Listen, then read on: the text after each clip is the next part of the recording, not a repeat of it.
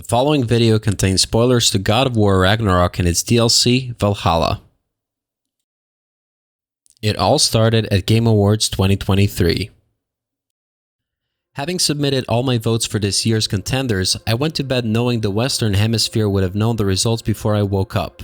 I patiently waited to see my favorite games win some awards, as this year was stacked with delightful AAA goodness, such as Baldur's Gate 3, Dead Space Remake, Alan Wake 2, Resident Evil 4 Remake, and many others.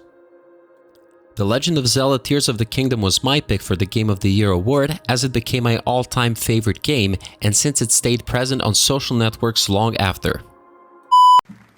And the Game of the Year is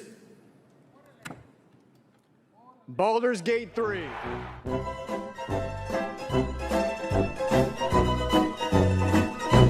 Back to the awards show.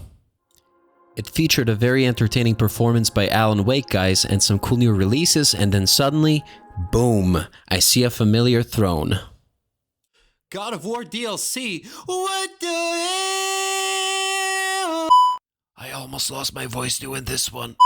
Alright, I see a Santa Monica studio with this Muspelheim looking ass DLC. For those who don't know, Muspelheim is a realm of fire in Norse cosmology that is also present in God of War games. In this realm, you're presented with side content in the shape of killing a bunch of enemies within a time limit. But then what is this? It releases in 5 days? Excuse me, free DLC? Oh.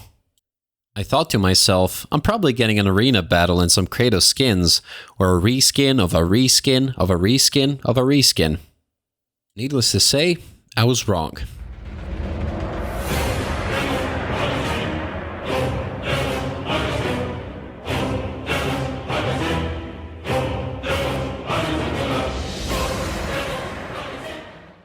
The game drops you off at a shore, where you start each one of your runs. Roguelite game design ensures each run feels fresh to a certain extent. Enemies don't always change, but the rewards you get after clearing each room, realm, whatever you call it, do.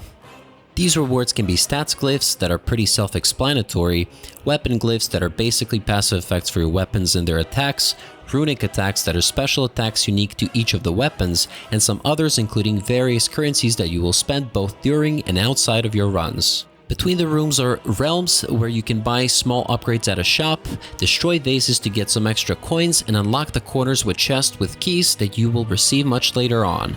Each door has a different symbol that represents the kind of reward you get after you beat the enemies inside.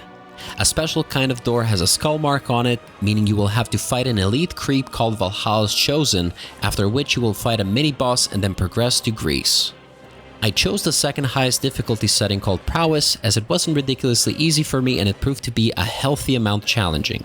Dying over and over is a part of the process and roguelite experience.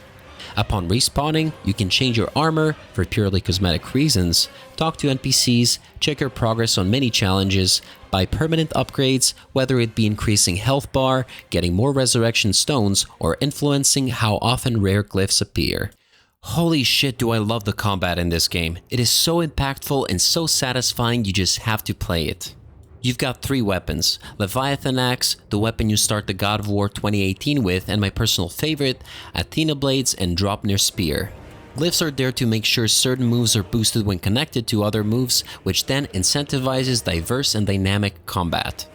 Personally, I never liked Athena Blades in the 2 most recent God of War games, so I kind of refrained from using them unless I was dealing with those annoying little shits that always tried to screw me from behind, that's what she said, or the enemy had the frost coating on that I had to remove with fire attacks. The original God of War game from 2018 taught me to dodge roll a lot, and in turn, I completely neglected the extremely useful parry mechanic.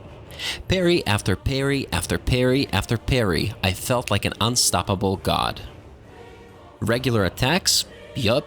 Projectiles? You got it. Couple of enemies attacking you at the same time, one well-timed parry will stagger them.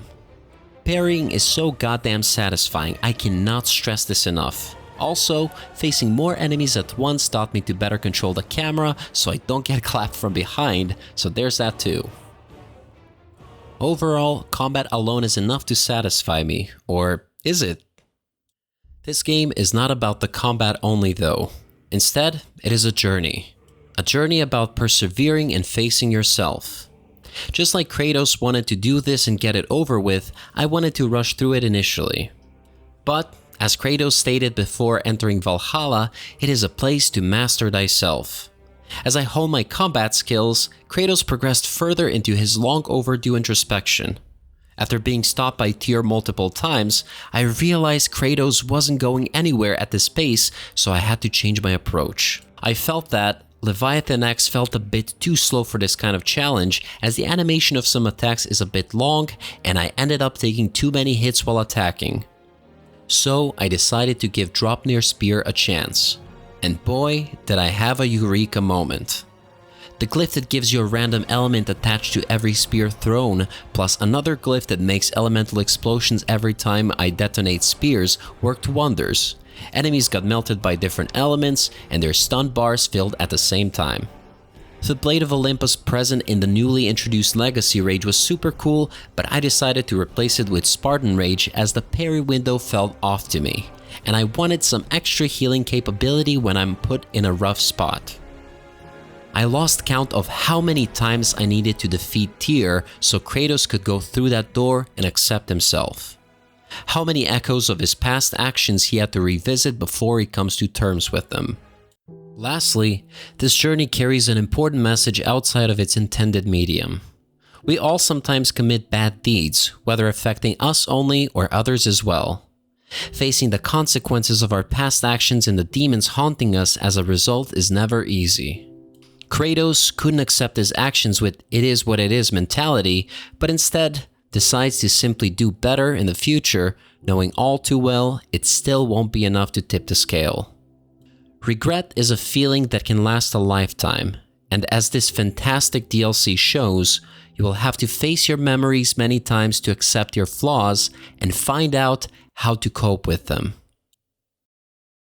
And it's free. I mean, seriously, this game is free. So I beg you, Santa Monica, please re-release this DLC with a price tag. I'm going to buy it. I promise.